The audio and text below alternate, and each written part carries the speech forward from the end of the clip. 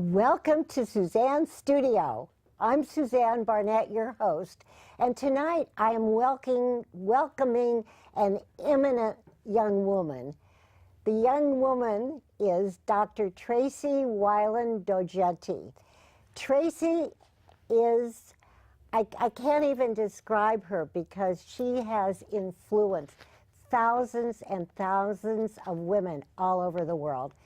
So let's meet her. Tracey, thank you for being here. We had a show about a year or so ago. Yes, we did. And now you're even more famous, Tracey. You've written a book. Let's first tell about your book. Sure. Okay. Thank you. And thank you again for having me here, Suzanne. I always appreciate it. But Women Lead is a book that's been compiled by eight to 10 people on our research team. It's launching this month, February, and we're on tour starting in March. And our tour will be visiting many companies and cities around the United States to have a candid conversation about women in leadership. So thank you. Well, thank you for telling us about the book. And actually, I have been reading your book. I'm a little old right now, but my granddaughter will certainly enjoy it. Tell a bit about your background first before we get into some of the questions. Oh, sure. So I live in Silicon Valley. I live in Palo Alto. I've had a long history of working for Silicon Valley firms such as Apple, HP, and Cisco Systems. I'm also a visiting scholar at Stanford University, where I look at the impact of technology on society, work, and education. And over the years, I've written many books. This is my 10th. A majority of them were either on women in business and more recently on technology and education and work. Well, I just am so happy to have you here, and we have some questions that I think the audience are absolutely going to enjoy. Oh, and the thank first you. one is, what are the top 3 findings of your book? Sure. So we did 2 research studies. We combined them together and we came out with the book. There were many findings, but the key ones that I think are important to remember is that it's time for women to be leaders, and women want women as leaders, and that's a big shift in society. Number 2 is women are future problem solvers and negotiators. And number 3, women have pioneered the new career path that so many of us today really embrace. And that's moving from different points of life into different jobs and into different opportunities. Some people call it a lattice or a maze or a labyrinth. Okay. Why are we seeing more female leaders in society and the workplace? And can we expect this trend to continue, that there are more women? Yes, you know, women are 50% of the workforce, so women are here. They're no longer a minority. And increasingly, we're seeing women in prominent roles in many kinds of industries, such as healthcare, education, women starting their own businesses, women leading in the nonprofit sector. And every day you hear about a new statistic about a woman, whether it's an increase in Congress, or more women in school than men, more women in graduate school than men. Women, race car driver, you know, women are breaking barriers every single day, and I believe this will increase and continue. What about their salaries? Are they still equal to men? I mean, are they going to be equal to men? So, salaries? you know, my philosophy on that, if you're looking in the corporate world, there's enough statistics out there to show the inequity between men and women in salaries. However, if you look at the entrepreneurial sector or the independent sector or the freelance sector, you can really control your own salary and your own income. And my encouragement for women is to think in terms of that. So for example, if you are working in a role, look up on salary.com, payscale.com. Salary is no longer a negotiation. It's a data point. It's you know, if you have the skills and experience, then you should be able to get paid for it. But there's many opportunities that women should look at to increase their finances and not just focus only on salary, but look at all of the opportunities. This is just an aside question. You were working for these big companies, Apple, Hewlett-Packard, etc. Why did you change your profession? Well, I, like many women today, and many actually younger generation today, really want to explore a lot of opportunities. When you're working in a firm, we often move to other firms to enhance our skills, make lateral moves, or increase our experiences so that we become more valuable in the market. Currently, you know, the opportunity to expand my research is of great interest to me because people tell me they benefit from it. And so it's another experience that I wanted to have. And I think a lot of people today want to have a full life with many touch points, whether it's be travel, writing books, teaching, working, freelancing, you name it. I mean, the options have increased dramatically. So you're obviously at the right age at the right time, right? Well, I don't know. Yes, of course. We never know what the right age is and the right time. But you do so much. You do so much traveling and so forth. How did you ever have time to write 10 books, Tracey? Well, it takes time. I do interview a lot of people. That certainly helps. For this particular book, this was a team book, and I have to say it's one of our best books. That, you know, I see the value of crowdsourcing, I see the value of teamwork, I see the value of collected skills of expertise coming together, because this product has been so robust compared to some of the books that I've either done alone or with just a co-author. So probably you're going to keep doing this? Oh, You're yes. going to keep writing forever? Yeah. Well, I would love to be able to continue it. I think it's a very interesting opportunity to develop a platform to really speak to some of the issues that people are concerned about and deliver it in an easy-to-read methodology. And another question I'd like to ask, so many people, we're especially talking about women, but men too, but it's so difficult to get jobs. And we were talking about the baby boomers. They're just really in bad shape. How do you go about encouraging these women? Because you are, you know, it's a personal thing too. How do you deal with those ladies? Yes. Well, it's men and women. So, you know, the society has changed. We're living longer. I think a lot of us were not prepared for that. And now we're living to 100, and women live longer than men, at least now they do, and realize that they need to be employed much longer span of life, right? You want to be doing something, you want to keep busy. But the corporate world may not be as kind to all of us, right? So my suggestion to them is you have to start young. You really now have to, and so if you have daughters, teach them to plan, look at their finances, and really take control of their lives, very much like a business plan. You know, what stops do you want to make? What experiences do you want? What makes you happy, but at the same time, what's realistic? For women in their 50s, let's say, one of my best interviews was with a number of women who said, look, sit down and decide, do you have a skill or do you have an expertise? That will help you understand what direction to go. So for example, one woman had a lot of art skills, web skills, technology skills. She set up her environment and her freelance shop around designing and developing technology graphics. Another woman came from the corporate world, a little more like my background. Her expertise is her expertise. She's a seasoned marketing person. So her encore career is developing a marketing consulting practice for firms in the Silicon Valley.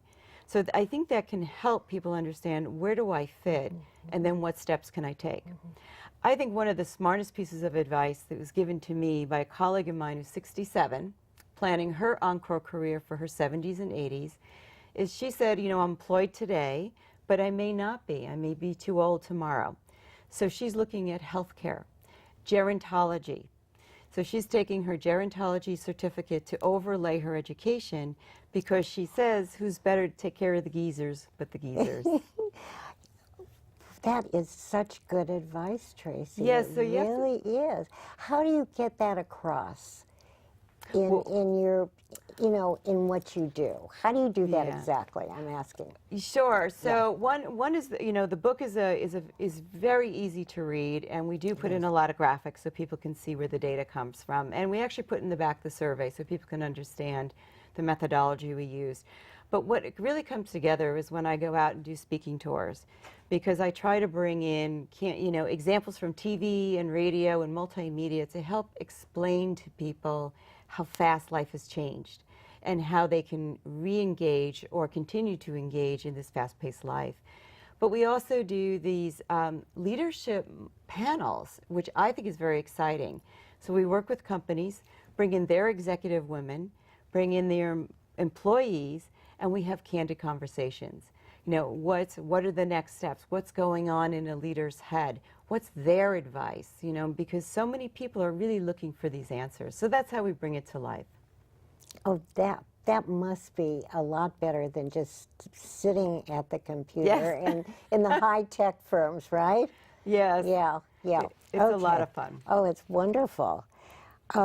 What makes women well qualified for leadership in the 21st century workplace? And that's a good question, because we did do a quantitative survey of men and women, so that's where they check off the boxes. And what was interesting is that women came up very high on collaboration, networking, transparency, ethics, all of these key skills and experiences that people are looking for today in leaders.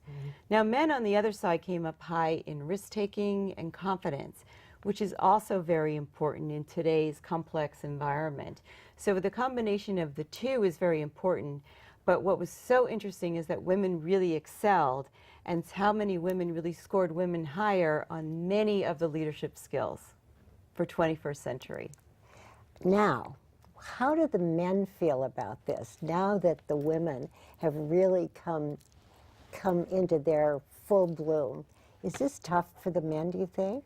Well, actually, we looked at generations, and what we found was Generation X and Generation Y, often called the millennials, were gender agnostic.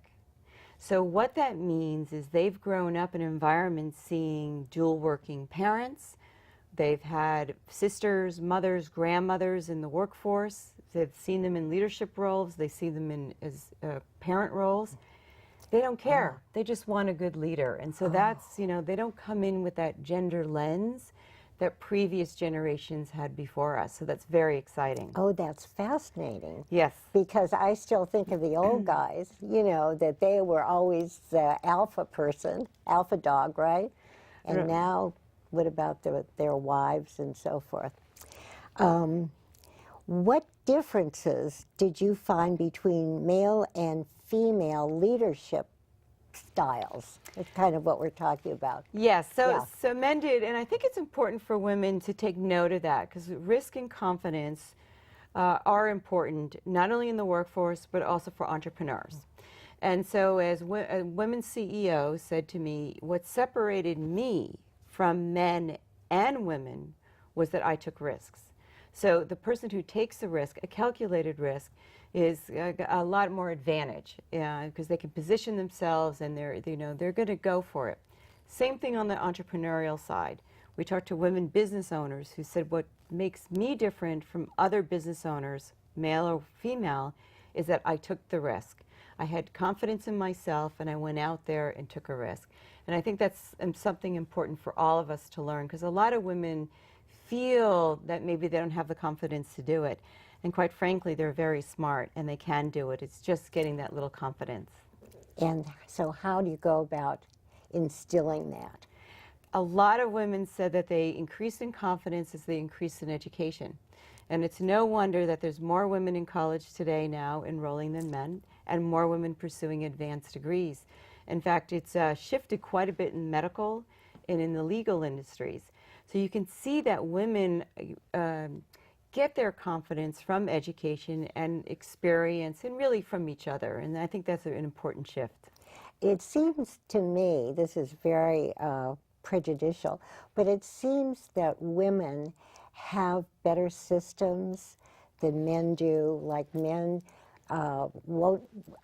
they're non-intimate compared to us women, where we'll just tell our whole story.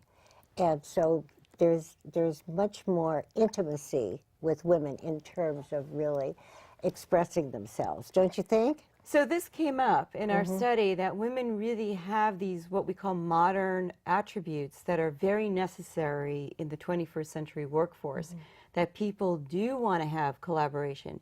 They do want to have people who listen and engage with them. They do want to have strong teams. And in the past, the workforce was a little more hierarchical. It was a little more segregated. And today it's very different. So women really excel in this kind of new environment, which is very exciting.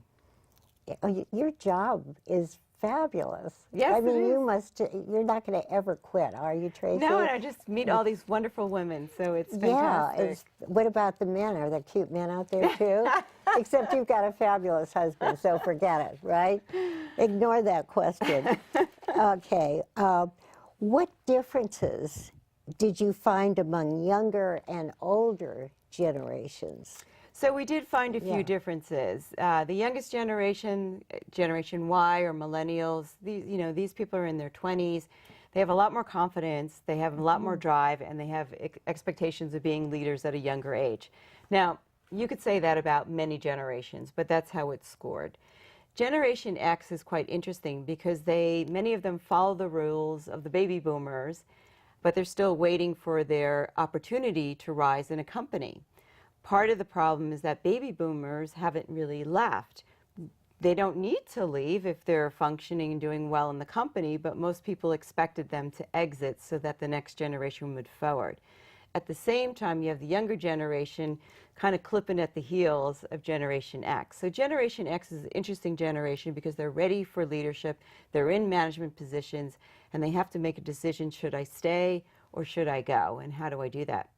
Baby boomers are, 50 this year and up. It's a very large segment of society. This is the group that really identified with their career, identified with the office, corner office, the 15th floor, the 20th floor, the car, the parking spot. This is the generation that really stayed in the workforce for the long haul. So the perspectives are quite different. What's interesting to note today is all three generations are in the workforce together. That makes for very robust teams. So I think if you're in the workforce and you have multiple generations, you can really see how to map all of this great experience and skills together to have a strong team. My team on the book here spans all of the generations, and it's very exciting. What are the ages? We range from Generation Y, millennials, all the way through boomers. So we have 20s, 30s, 40s, 50s. I'm not sure if we have Yeah, six. yeah. Okay. How does leadership differ in various industries or sectors? So we did look at that. In general, every industry problem solving and complex team building and communication skills were top. So that, that's pretty much across all. But you might find some differences in like healthcare, where the ability to organize people and also interact with diverse populations, or in manufacturing, where organizing teams and having technical proficiency are important skills. So in all cases, communication and complex problem solving always came up as the most needed skills. And I think that's important to remember as a leader. Is the leader. Yeah. Yes. How are women's career paths different today from in the past? We've kind of covered that, but go over it, please. Well, women have pioneered this whole maze, labyrinth, lattice type of career path that the younger generation is really embracing. It's really not staying in one spot forever anymore. It's sitting back and saying, it's my life. I'm going to live to 100. I'm going to be working for 50 to 70 years. What do I want that life to look like? What kind of jobs, experiences would I like to have? Family, elder care, nonprofit, travel. What are all these pieces look like? And women are very adept at that because over the years they've had to fit in all of these pieces. Well, today people want these pieces because it makes for a much more fulfilling life. So women have really pioneered and led the way, and our children can see, oh, this is how they did it. And it's much more appealing for a younger generation. You'll hear about how people stay in jobs and change more frequently. I see. Now, here's another off-the-cuff question that came to me. As a woman gets older and she retires and she has nothing left in her life, all her life was about work, and she's very depressed. Do you ever work with that kind of person? Well, we've had women advise, right, on what it's like to move into an encore career and how to make networks and how to re-engage and how to get your technical skills up. And there's groups out there. So that's the good news. There are groups that specifically address people re-entering the workforce, encore careers, and we've talked to people who run these organizations so that women know you can reach out and find opportunities. Education, for example, the healthcare, for example, there's so many volunteer opportunities that can eventually turn into full-time. So you are addressing that. Yes, we do. It's called Encore Careers. Encore, meaning doing it again. Doing it again and again. And again, because I do think that, you know, the older generation of women, they don't want to learn the computer, you know, they're so worried about high-tech stuff. And their lives are so, they were so full, Yes. and now they're so empty. Yes.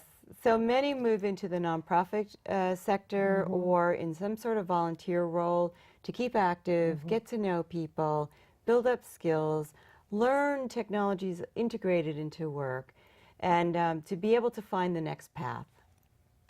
What do you envision happening in your profession, what you're doing right now, in 10 years from now?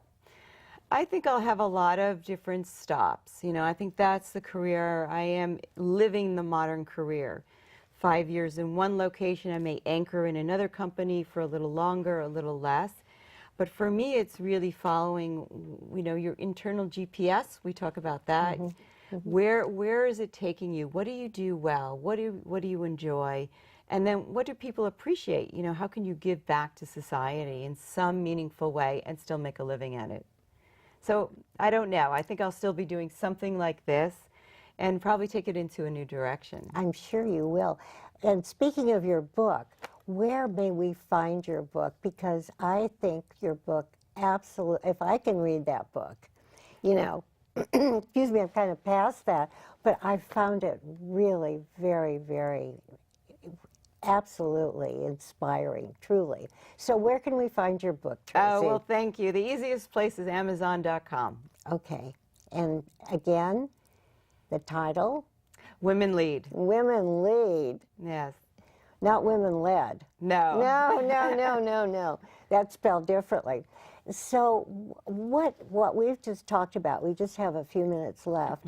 What could you re-emphasize to our audience? Well, I'll tell you a surprise that happened to me because I've been researching women for a very long time, and I used to ask women what influence their mothers had. And years ago, women would always point to the male figure as being their career guidance person because it was mostly men in the workforce. Today, when I ask women, and in the 200 interviews, the word mom came up 702 times. No. So if you think about it, that's almost 4 times per interview. So women have really embraced their mothers, their grandmothers, their sisters as role models. They embrace other women leaders as role models. And I think that's really important to understand that whether you're a mother or a sister or a female, women are looking at you, and they're looking at you for guidance, and now today they're getting it. And I thought that was the most exciting part.